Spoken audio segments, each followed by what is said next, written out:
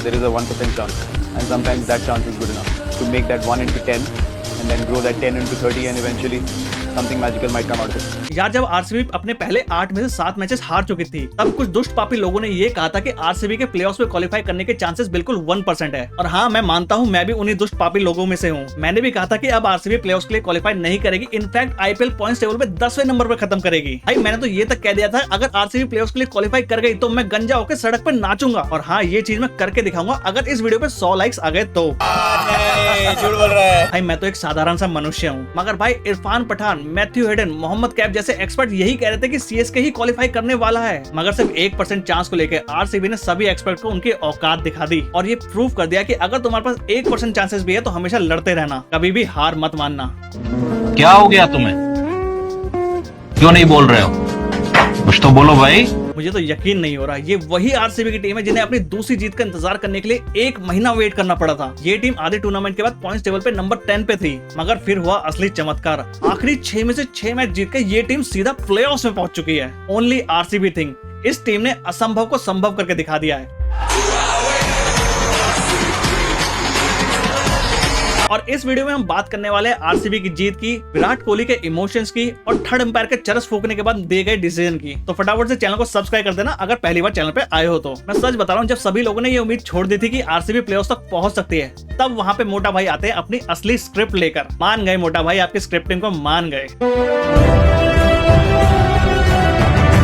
ये मैच जीतने के बाद आरसीबी फैंस का ये इमोशंस बाहर आए हैं, इसलिए तो कहते हैं RCB not just a team, it's a emotion. ये लोग मैच जीतने के बाद सड़कों पे उतर गए और बम पटाखे फोड़ने लगे। ये तो सिर्फ आरसीबी ने प्लेऑफ्स के लिए क्वालिफाई किया है। सोचो अगर कल आरसीबी सच में आईपीएल जीत जाती तो ये लोग क्या ही करके मानेंगे।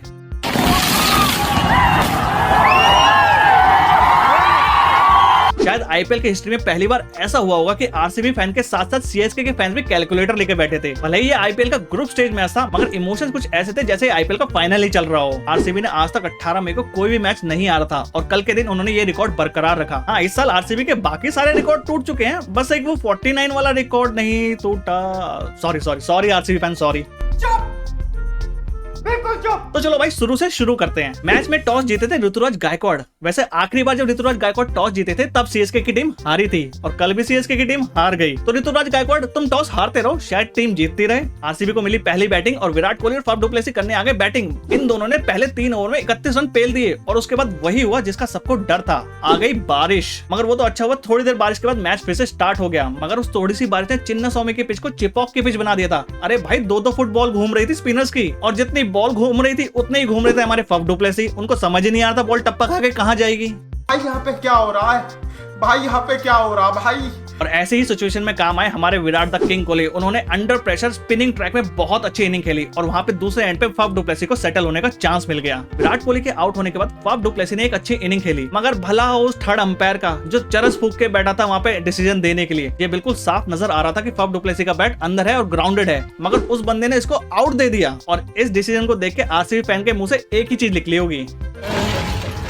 क्या लाउड है। और यही पॉइंट था जहां पे विराट भाई को असली गुस्सा आया था। इसी गुस्से को लेकर विराट कोहली फील्ड में भी गए और 4-5 बार अंपायर की अच्छी तरह से फाड़ के रख दी मैच के दौरान। और हाँ, मैच खत्म होने के बाद आरसीबी की पूरी टीम गई थी अंपायर से मिलने, देख लो वीडियो।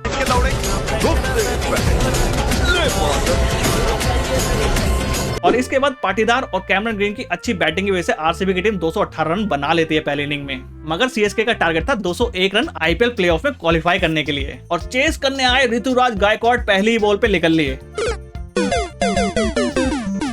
और उसके बाद रचिन रविंद्र के साथ अजिंक्य रहाणे ने एक बहुत अच्छी पार्टनरशिप बिल्ड भी करी। और मुझे पता है ये पार्टनरशिप देख के आरसीबी फैन तुम्हारे थोड़ा देर के लिए वहां पे गोटी मुंह में था।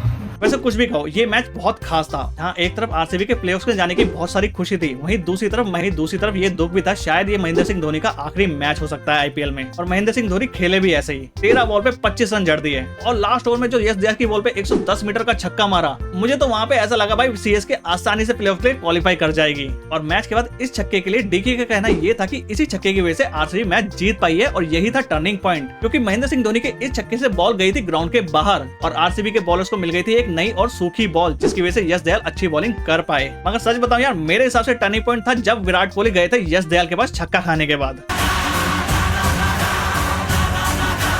और भाई इतनी अंडर प्रेशर सिचुएशन में जब विराट कोहली तुम्हारे सामने ऐसे खड़ा हो, ऐसे अरे भैया यश दयाल तो छोड़ो, अशोक डिंडा भी विकेट ले लेता, और भाई वही किया, यश दयाल ने भी ले ली महेंद्र सिंह धोनी की विकेट। और सच बता रहा हूँ, ये विकेट यश दयाल पूरी जिंदगी नहीं भूलने वाला है, क्योंकि ये आखिरी बार था शायद कि किसी बॉलर ने महेंद्र सिंह धोनी की विकेट ली हो। और अगले साल धोनी आईपीएल में नजर आएंगे या नहीं, ये तो हमें नहीं पता। और धोनी के आउट होने के बाद जड्डू के सामने आ गई फिर वही सिचुएशन जो थी 2023 के आईपीएल फाइनल में। 2 बॉल पे चाहिए थे 10 रन सीएसके को प्लेऑफ्स में क्वालिफाई कराने के लिए, मगर इस बार सामने यश दयाल थे, मोहित शर्मा नहीं। तो ये तो सच में यकीन नहीं हो रहा है, ये वही यश दयाल है जो एक ओवर में 30 रन डिफेंड नहीं कर पाया था, मगर यहाँ पे 17 रन डिफेंड कर लिए, और वो भी इंडिया के फॉर्मर और करंट फिनिशर के सामने। ये है यश दयाल का रिडेम्पशन। और भाई मैच खत्म होने के बाद जो चीकू भाई के इमोशन सामने आए, सच में यार अगर तुम असली क्रिकेट फैन हो ना तो तुम्हारे भी आंख में आंसू जरूर आए होंगे। लेकिन मुझे एक बात समझ में नहीं आई, मैच खत्म होने के बाद महेंद्र सिंह धोनी हैंडशेक करने के बजाय पवेलियन की तरफ वापस चले गए। कुछ लोग ये कह रहे थे कि वो अपने हाथ से थोड़ा अपसेट है इसलिए गए हैं, मगर कुछ लोग ये कह रहे थे कि उनकी बैक में पेन था इसलिए वो वापस चले गए। तुम्हें क्या लगता है असली रीजन क्या था? कमेंट बॉक्स में जरूर बता देना।